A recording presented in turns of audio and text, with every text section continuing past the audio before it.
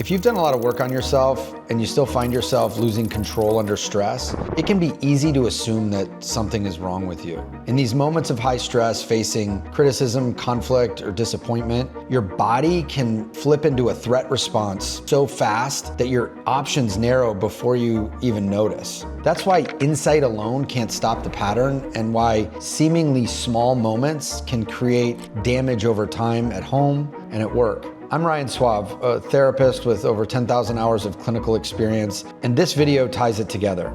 The neuroscience that explains the shutdown, and the skill that Stoics train to use that protects choice inside that moment. By the end, you'll have a simple method to shift states quickly so you can respond with more control in the moment while it's happening.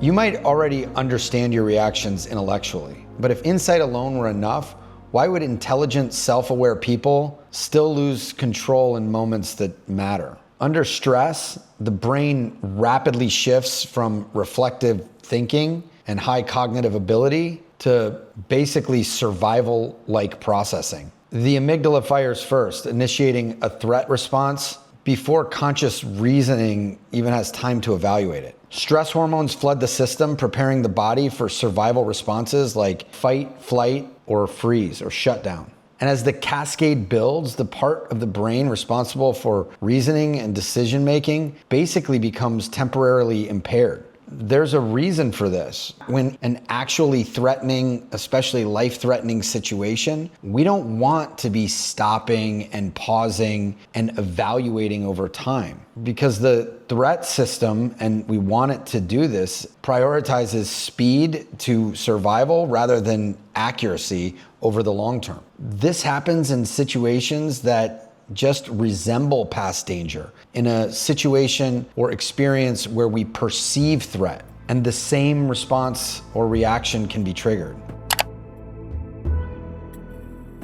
Long before modern day neuroscientists mapped the system, some ancient actors like the Stoics noticed something about human reactions. If the initial emotional hit is automatic and you can't really control it, where does choice lie in the process? These Stoic thinkers describe the first experience of an event as an impression. This is an immediate emotional perception of what just happened. They would describe this initial impression as arriving instantly and with the inability to control it. But then reacting to this impression, or what they would move to responding to this perception, was a different step. Between the impression and the reaction, there's a brief moment where awareness can intervene. Protecting that moment between the stimulus and response became the foundation for Stoic mastery.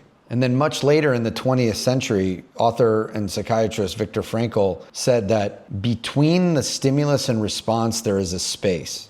In that space is our power to choose our response. In our response lies our growth and freedom.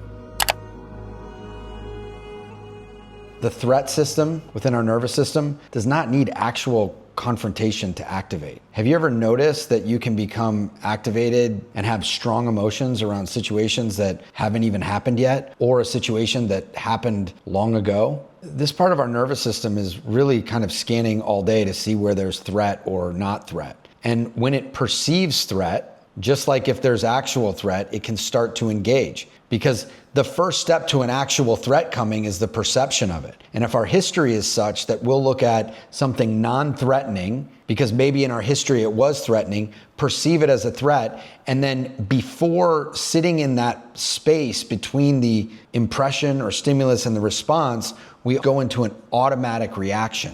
And that automatic reaction is really a maladaptive survival response. It was an adaptive response at some point in our life. And now we're still applying that adaptive response to situations that don't call for it, and therefore it becomes maladaptive. That doesn't mean it's maladaptive all the time. It means that in the situations that don't call for it, it's not an adaptation that's helpful for us. In fact, it can cause more problems. When we perceive threat where there isn't threat, we can go into survival mode where we don't need to go into survival mode. And that can cause all kinds of challenges for ourselves internally and in our relationships. So even if we're just vividly imagining past or future conflict, you can often sense your body going into survival mode. Your heart rate can increase, maybe you're sweating, your breathing pattern escalates. You can feel your body start to tense to prepare for some sort of impact, whether that's physical or emotional. And so by the time this moment arrives, this event that might just be a meeting at the office that we're not wanting to have, by the time it actually arrives, we can be in full-blown survival mode and really have like a myopic view of what's going on. And like we said in the beginning, our options narrow because I'm just seeing threat. And when I'm just seeing threat, I miss out on many of the things that aren't threatening. Therefore, I miss out on options and the ability to really choose what I'm doing next. I'm not suggesting that we're totally at the mercy of our body's reaction, but it can be happening so fast that it feels like we don't have any control over it, that we're not able to use our own volition. And we'll see this with people who want to react or respond differently to a situation, even going into it and giving themselves positive self-talk and playing out the tape to see that it's not something that's threatening, and then getting into it and having the stress level rise, and afterwards just almost pounding on the table going, I can't believe I reacted like that again. I can't believe I blew up. I can't believe I shut down. I can't believe I didn't stand up for myself. We do have this choice, but without being able to stop and evaluate in the moment from when the impression hits, when the stimulus is there, and go, is this something that's actually threatening, and use our awareness and use our cognitive abilities in that space, then we're skipping over that step that Frankl talks about where our power and freedom lies. So we're giving up our own power and giving up our own freedom. The nervous system itself can't really distinguish between an actual threat and a perceived one, and nor do we want it to. We don't want it having a cognitive ability and trying to think through situations. If it does that in a situation that's actually life-threatening, we just might not make it. We want that part of us to be an automatic reaction, but we want to be able to build the skill that once it's perceived and the activation starts, that we can stay in that pause, even just for a moment, to make a determination, to use discernment. Is this a threat? Is this not? And if it's not, what is my next step? What is the choice that I'm going to make? What am I trying to build and grow into? Not what am I trying to just survive and run away from or avoid?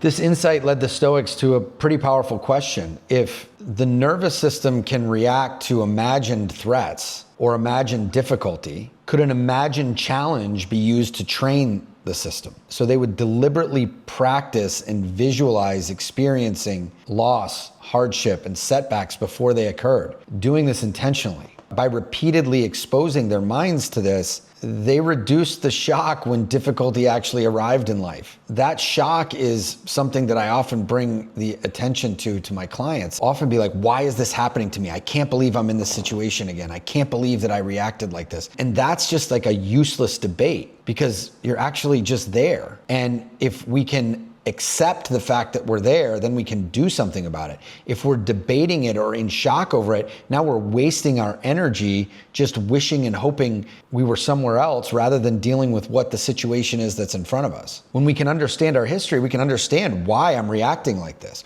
or why my internal initial impression is like this. And instead of going, I can't believe this is here again, go, oh, that's here again. Now I'm going to be with it. I'm going to be in that moment and I'm going to choose from here. These Stoics would also practice voluntary discomfort, putting themselves in physical and emotional situations that were really uncomfortable. They welcomed this. And exercises like this for them expanded their tolerance over time, built a greater distress tolerance and an emotional resilience to be able to experience difficulty without letting it have this initial impression and just drag them down. They could actually grow from this difficulty by sitting in that moment and then making a choice after. In this way, the difficulty or the emotional challenge or physical challenge didn't trigger a threat response immediately. Now, some people could take this to go really far with it and just think, well, then I'm going to think disastrously and that the worst is always going to happen and I'm going to just always put myself in a difficult situation. And it doesn't have to be like this.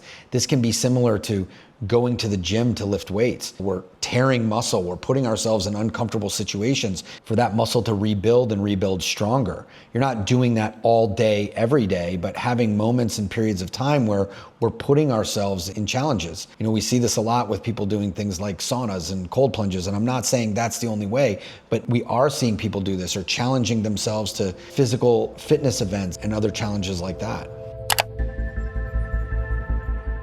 So what do we do with this? It's easy to say just practice Stoicism and use this deep philosophy. But when the threat system is activated, it's really hard to just remember the philosophy. This is like, in a way, what I said in the beginning, which is insight alone doesn't help. Having this knowledge about what people used to do isn't going to be the thing that moves you forward. It can set the context and foundation for it. But it's just not going to bring your thinking brain back online. It's not going to just automatically allow you to sit in that space between the impression and the reaction.